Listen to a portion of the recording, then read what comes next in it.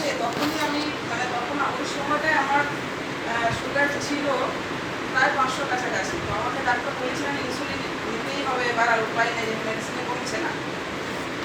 তো তখন আমি রাজকুমার স্যারকে জানাই। তো পরের দিনই স্যার আমাকে ফর্মুলেশনগুলো দিয়ে আসেন বাড়িতে গিয়ে। তো আমি শুধুমাত্র সুগার যা বলে আমাদের যে একটা ক্যাপসুল আছে ওটাই ইউজ করেছি, বাকি কিছু আর ইউজ করিনি। তাতেই 15 দিনে আমার সুগার লেভেল 487 থেকে 187-তে চলে আসে।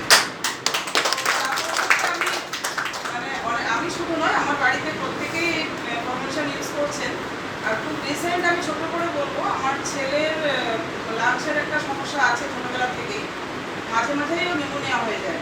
তো এই রিসেন্ট 1 মাসও হয়নি কথা, এখন অ্যাডমিটও করতে হয়েছিল হসপিটালে।